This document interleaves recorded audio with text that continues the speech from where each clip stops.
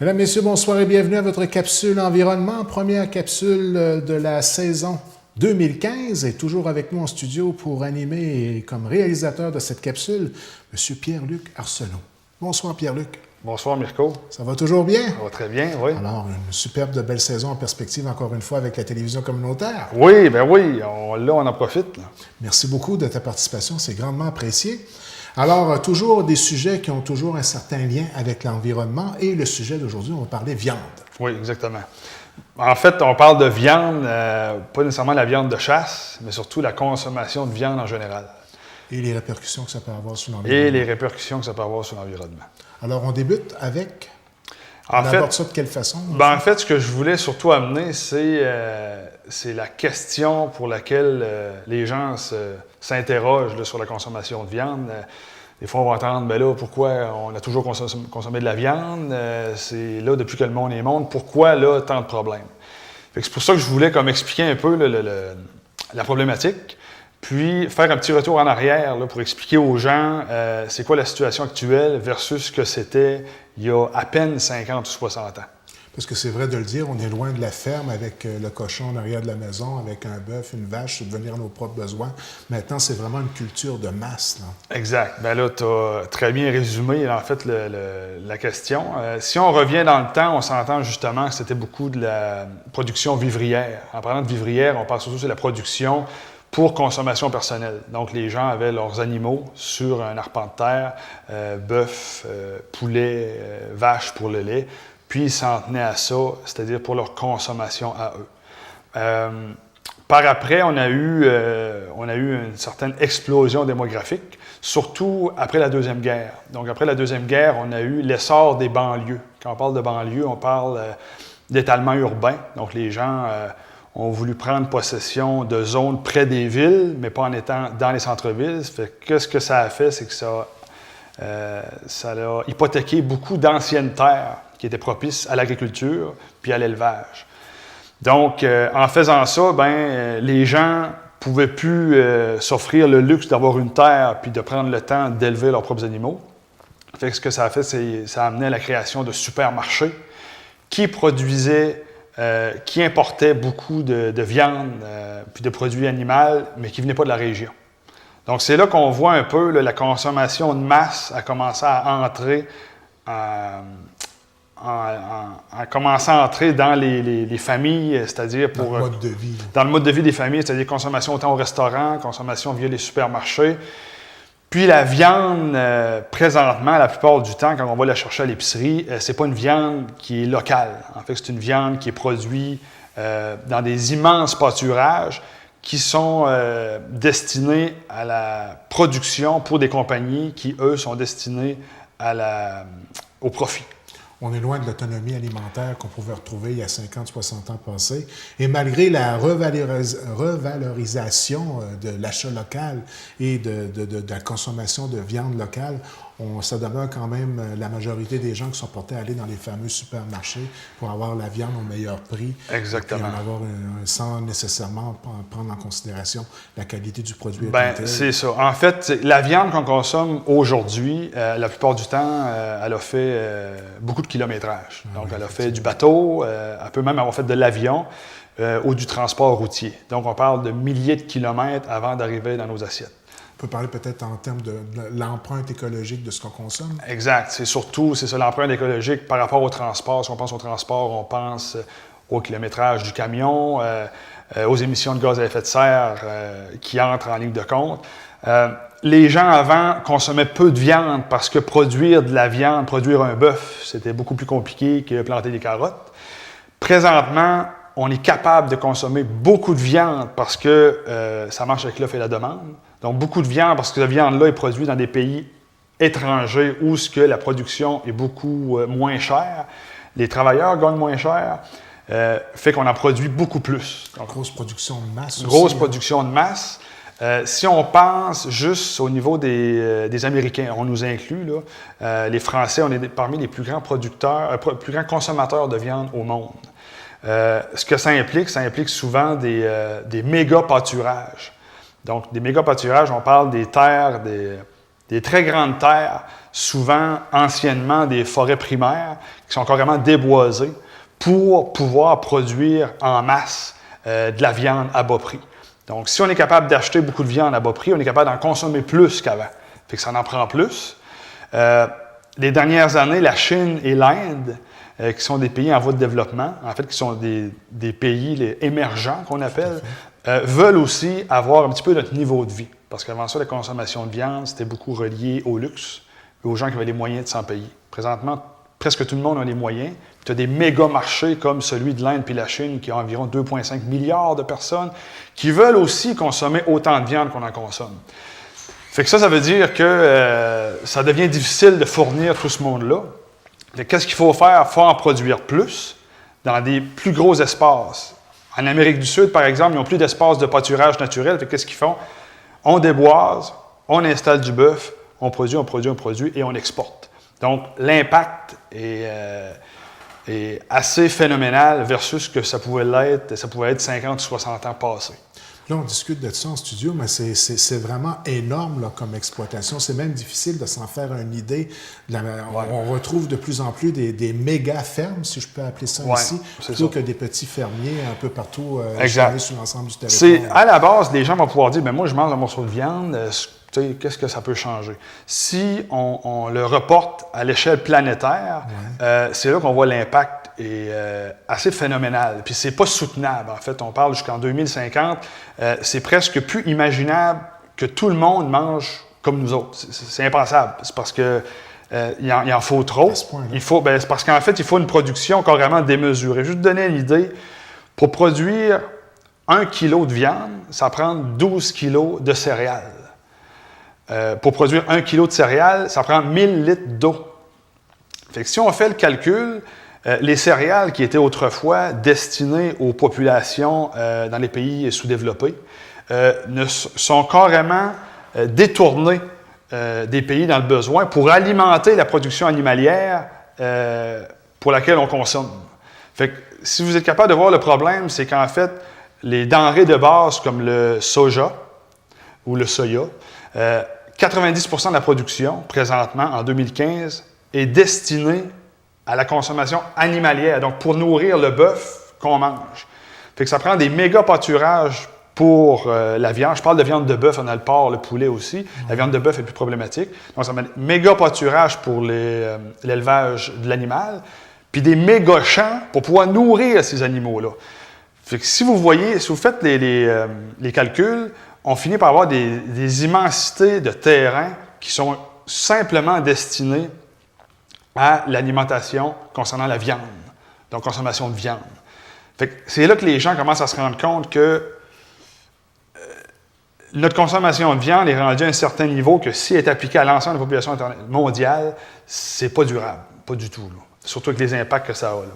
On parle vraiment d'une sensibilisation à laquelle il est difficile de tout simplement faire face. On est tellement absorbé par notre mode de vie, gagner notre propre vie personnelle, la routine familiale, aller porter les enfants, chercher les enfants, cette routine-là, de porter une attention particulière à notre consommation de viande et de prendre conscience de ça, ça devient un peu difficile. On a l'impression d'être dans une routine qu'on ne réfléchit même pas avant d'en acheter. C'est ça, exactement. Tu as un bon point. En fait, ça devient comme un genre d'illusion. Les gens, on leur parle... c'est une illusion d'abondance, comme dans le temps où on avait une illusion d'abondance, par exemple, la morue. Oui. Puis les gens, étant donné que les gens ont sorti un peu du mode de vie plus ancestral au niveau l'agriculteur, le fermier, la ferme, la production vivrière, les gens ne voient pas l'impact d'aller chercher un steak, un T-bone taille râpée dans du saran wrap, dans du foam. Qui est déjà là, qui est un problème en soi, parce que la production de foam reliée à l'emballage de la viande est un gros problème aussi. Donc, on ne voit pas l'impact que ça peut avoir. De toute façon, on ne voit pas le bœuf. Là. On ne voit pas le poulet non plus. Souvent, les jeunes, ils vont voir une cuisse de poulet, puis faire le lien avec le poulet en tant que tel, c'est un peu une illusion. On ne voit pas vraiment d'où ça vient. Juste pour vous donner une idée, étant donné qu'on est toujours pressé, qu'on a des enfants, on se promène un peu d'un bord puis de l'autre. Premièrement, on n'a pas le temps d'élever un bœuf. On va se tourner des fois vers les chaînes de restauration rapide. Ces chaînes-là, pour servir autant de clients, ont besoin de méga garde-manger animal. Donner une idée, en 2012, McDonald's servait plus de 1 million de Big Mac par jour. Fait que 1 million de Big Mac par jour à l'échelle planétaire, ça vous donne une idée de la quantité de bœuf qu'il faut par jour. Mais on parle qu'il faut nourrir le bœuf, il faut abreuver le bœuf, il faut le transporter. Fait que, si on est capable de faire les liens, ça donne vraiment un impact à quel point c'est rendu facile d'accéder à de la viande, mais qu'on n'a aucune idée d'où elle provient et c'est quoi l'impact qu'elle a eu. En Amazonie, on a 800 000 km² qui ont été déboisés. On parle de forêt équatoriale primaire, là, en biodiversité incroyable, puis qui tempère aussi la température mondiale. On a parlé longtemps du poumon de la Terre. Exactement. Donc, pour cette demande-là, on ne peut pas faire apparaître de la viande, il faut gérer les pâturages, et c'est surtout en Amérique du Sud. On en a aussi en Indonésie, autant viande que huile de palme. Donc, c'est toute cette consommation-là qui est rendue facile, qu'on ne voit pas l'impact qui cause en fait le problème. Une façon de pallier à cette réalité-là, est-ce qu'on peut dire que les initiatives qui sont faites d'achat local, de production locale, je pense à Produire la santé ensemble, qui a été mis de l'avant à Val d'Espoir, pour essayer de ramener ça plus au local et à ce qu'on peut faire, nous, en tant que citoyens, directement dans notre vie de tous les jours. Exact. Est-ce que c'est de continuer à acheter notre viande dans les grands marchés ou de favoriser l'achat local, même si c'est plus cher, être conscient de la qualité qu'il peut y avoir entre une viande élevée par un bœuf qui a été élevé à Cap d'Espoir versus un bœuf qu'on ne sait pas du tout d'où il vient. Comment on peut agir de façon simple et d'avoir une empreinte écologique plus équilibrée, puis que ça respecte un peu notre capacité de payer aussi. Là. Exact, c'est ça. Parce qu'on sait, bien, justement, tu soulèves le point là, qu'on est capable d'avoir un impact bénéfique sans pour autant que tout le monde se tourne vers... l'ancienne façon de faire, c'est-à-dire élever un troupeau, c'est pas tout le monde qui a le temps de faire ça. C'est un peu irréaliste. Oui. Ce qu'on peut faire, par exemple, c'est, premièrement, en prenant conscience de l'effet que la consommation de viande a sur beaucoup de territoires à travers le monde. Déjà là, on est bien parti. Ici, ça nous touche moins. On n'a pas de méga production laitière, on n'a pas de méga production animale pour la viande, donc on voit moins l'impact.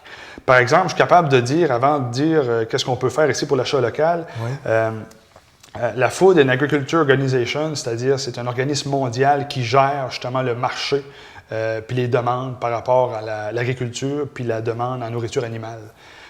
En 2010, on a eu 9000 kilos de viande consommée à la seconde dans le monde, pour un total de 286 millions de tonnes de bœuf consommés en 2010. On n'inclut pas les œufs des poules, ni les 130 millions de tonnes de poissons consommés, ni les 700 millions de tonnes de lait consommés. Depuis 1970, ça a été multiplié par 6. OK? Donc, ça donne une idée. Les animaux terrestres tués juste pour la consommation de viande en 2012 ont été de 55 milliards de têtes tuées pour notre consommation personnelle, 100 milliards au niveau des poissons, puis d'ici 2050, si la consommation actuelle se poursuit, ça double. Et on ne parle pas de l'impact sur les façons de faire pour l'abattage.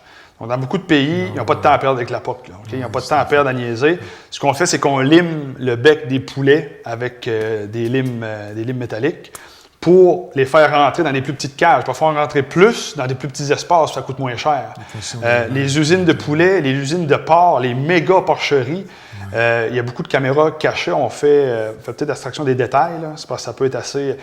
En fait, on va rendre des fois les animaux difformes pour être capable de se conformer à une dimension particulière d'une boîte ou d'une cage. On va leur couper la queue. On va même insérer des hormones ou des organismes génétiquement modifiés pour ajuster la shape de l'animal à l'emplacement où il est élevé. On va séparer les veaux très rapidement de leur mère parce que des fois, ils sont tués là, 50% plus tôt que ce qui était à 50 ans passés pour la production de masse. Donc, je pense que prendre conscience sans regarder des images d'horreur, parce qu'il y en a, je ne veux pas me faire... Des fois, il y en a qui qui militent beaucoup contre la souffrance animale. En fait, l'animal devient carrément un objet. Là. C'est comme... Ils étaient élevés exclusivement c'est ça, exact. Il est tuer. seulement élevé pour la consommation rapide. Exact. Fait que si les gens commencent à saisir un peu que le cochon, il est plus à côté, égorgé qu'un couteau, des fois, sont entassés dans des cages, dans des méga porcheries. Leur taille est carrément reformulée de façon génétique, avec des hormones, on les shoot aux hormones pour la production rapide, surtout pour les chaînes de restauration rapide. Puis qu'en sachant ça, ça peut aider. En favorisant l'achat local, justement, par Produits La Santé Ensemble, on avait associé un projet avec un élevage à Val-d'Espoir. Tout à fait. Donc, c'était un groupe d'achat local qui achetait un animal en groupe. C'est déjà mieux, parce que l'animal est élevé dans un champ, sans hormones, sans pesticides. Qualité de vie acceptable. Qualité de vie acceptable. Des fois, on va voir. En fait, c'est la qualité de vie normale qu'un animal devrait avoir. Si vous regardez des fois les mayonnaises, à cette heure, certaines mayonnaises vont ajouter le petit slogan fait avec des œufs de poule en liberté. Ouais. Donc, certains commerçants, certaines compagnies ont commencé à prendre conscience de la sensibilisation des consommateurs, essayer d'ajuster leur message un peu. Ça reste que c'est encore une problématique quand même. L'élevage porcin, excuse-moi, oui. Mais au niveau des porcs au Québec, on est des grands producteurs. Oui. Je vais me faire un peu leur défenseur. Est-ce qu'eux n'auraient pas une pratique un peu plus humaine avec des enclos un peu plus respectables et d'essayer d'être... Parce qu'on est allé vraiment à l'extrême de les rendre difformes pour les rentrer dans la cage, tout ça. Mais il y a quand même certains producteurs qui essaient de... On a des gros producteurs de lait au Québec aussi. Oui. En fait, le lait, pour les porcs en particulier, c'est... On est le deuxième plus grand producteur de porc au monde, je crois. Au Québec, on est des gros producteurs de porc. En fait, il y a eu des problèmes à un moment donné avec l'implantation des méga porcheries. Oui. C'était surtout au niveau de l'odeur que ça pouvait apporter. Puis tout ce que ça rejette. Le purin de porc là, qui, éventuellement, doit se retrouver à quelque part. C'est ça au niveau. En fait, au Québec, c'est peut-être particulier au niveau des normes environnementales, des normes du MAPAC, puis des normes en ce qui a trait au traitement animal. Bon. Fait que souvent, on a encore eu des caméras cachées qui se sont infiltrées au niveau des usines de gavage de canard, par exemple, gavage d'oie. Il y a des lacunes. Okay? On va avoir des délinquants là, tout le temps. Par contre, étant donné que les lois sont plus sévères, les producteurs ont à se conformer. Il y a des inspecteurs aussi. Des fois, il n'y en a pas assez. Par contre, la plus grosse partie de la production se retrouve dans des pays qui, malheureusement, n'ont pas pu appliquer ces normes-là ou n'ont pas les moyens de les appliquer. Okay. Manque d'expertise. Donc, souvent, justement, on a des producteurs sans scrupules qui s'installent dans ces pays-là pour produire une viande rapide, pas chère, avec les impacts que ça a. De toute façon, elle finit sur le marché international, fait qu'il y a moins de comptes à rendre. Il y a beaucoup de passe-droit, puis il n'y a pas de filtre qui se fait dans ces pays-là. Mais le Québec est quand même bien placé. Excuse la petite parenthèse, on revient sur l'argument de dire que ça peut être avoir une empreinte écologique beaucoup plus respectable d'y aller vers l'achat local. Exact. C'est là que je t'ai coupé. En fait, l'achat local, c'est ça. C'est aussi trouver l'information. Il y a de l'information qu'on peut obtenir aussi. Sur le site de Produits La Santé Ensemble, ils vont être capables de vous référer, advenant le cas où vous voulez faire un achat de groupe local de viande, et ils vont être capables de vous référer à un producteur local. Puis il y a aussi, la meilleure chose, en fait, c'est, on ne demande pas aux gens de devenir végétariens du jour au lendemain, c'est de réduire sa consommation. Tu sais, consommation, en fait, juste... Il y a d'autres choses à manger que de la viande. Il y a beaucoup de choses à manger, en fait, à part de la viande. Puis même on a une conscientisation à avoir par rapport à ce qu'on mange, qu'on achète, et peut-être un petit peu suivre un peu le chemin qui l'a amené sur la tablette où l'on l'achète. Oui. Ouais. C'est ça qu'il faut faire attention. Oui, puis en même temps, étant donné notre consommation de viande, je ne dis pas tout le monde, mais en moyenne, on est des très gros consommateurs de viande avec l'Union européenne. Est-ce que le guide alimentaire canadien ne devient pas un peu, là, ils nous disent quoi, 3-4 portions de... Oui, des fois, c'est... je ne vais pas déraper sur ce sujet. Oui, mais en fait, c'est sûr qu'à un moment donné, on y va avec les ondulations du marché. Il y a beaucoup d'intérêt là-dedans, dans la production porcine, la production de viande, beaucoup de lobbying. On a un intérêt aussi pour les actionnaires. on est dans un monde capitaliste. En fait, le profit est important. C'est pas facile de faire un équilibre entre la consommation. C'est ça. C'est sûr qu'il y en a qui ont intérêt à ce que les gens en mangent. Ouais. Il y en a qui ont intérêt à ce que l'impact soit moindre, parce qu'on parle d'un impact que la production de bœuf émet du méthane. Donc, les gaz que produisent, on s'entend avec 1 million de Big Mac par jour juste pour McDonald's, on s'entend qu'à chaque fois qu'il y a un bœuf qui a un gaz, ça produit du méthane, qui est beaucoup plus concentré puis nocif comme gaz à effet de serre que, par exemple, le CO2. En fait, la production de bœuf mondiale est pire au niveau du rejet de GES, c'est-à-dire gaz à effet de serre, que le transport. Ça, c'est incroyable. Fait que c'est qu'on le voit pas, on s'en rend pas compte. Fait que diminuer la viande, diminuer, je sais pas, un T-bone de moins par semaine, ou une shot de McDo de moins par semaine. Ou... Juste ça, si on le répand à l'échelle régionale, provinciale, américaine, internationale, ça a un énorme impact par après. Puis sur ce qu'on lègue aux enfants. Si on se bourre la face... C'est un mot important, ça. Hein? La génération future, on les prépare, on les éduque. Exact. On doit leur faire prendre conscience de cette partie-là. Mais le legs d'ici 2050, c'est impensable. Si on continue au rythme où on va, on peut bien dire, ben là, regarde, il ne m'écœurera pas que ces affaires de viande, mais continue à en manger. C'est parce que si les Chinois et les Indiens finissent par faire comme nous, c'est plus tenable, ça n'a plus de sens. Là. La Terre ne pourra pas fournir... là, on parle seulement de viande. On ne parle pas du reste. Là. On pourrait rentrer encore dans des... Oui. Mais ce qu'on peut faire, c'est réduire un petit peu la viande. Si vous réduire beaucoup, c'est encore mieux. Mais si on peut réduire juste un petit peu, ça a un impact. L'achat local, aussi, s'informer de la source, de la provenance des produits. Puis ça, c'est dans n'importe quelle épicerie. Vous allez chez Subway, vous allez au restaurant, à l'épicerie. On est capable de demander maintenant d'où provient l'animal, d'où provient la viande, d'où provient le produit en particulier. Souvent, on se fait dire qu'on ne sait pas. Bien, il y a moyen d'écrire à la chaîne. D'où provient votre steak haché? Le bœuf que vous vendez ces étalages, c'est où la source? Fait que c'est des questions qui peuvent faire aussi changer, en gros, les ventes de masse, c'est-à-dire dans les supermarchés. Questionner, regarde, écoute, on mange tellement facilement, on a accès à tout. Avant ça, il n'y avait pas d'épicerie, il fallait que tu ailles chercher.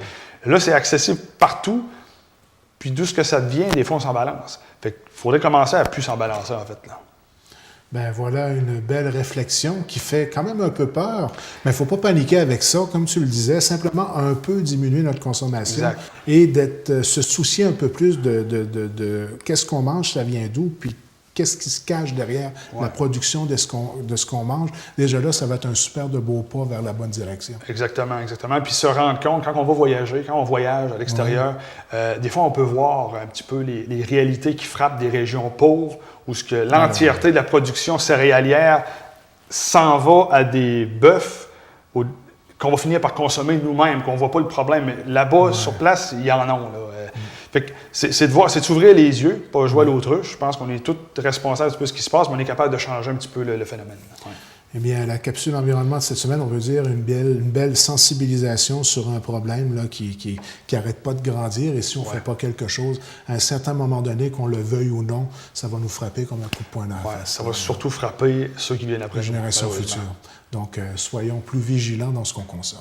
Et restons positifs quand même. Oui, un grand merci, Pierre-Luc. Ça fait plaisir. Puis la beauté de la chose, c'est qu'il va en avoir d'autres capsules. Il va en avoir d'autres. Donc, rendez-vous à la prochaine capsule environnement. Certainement.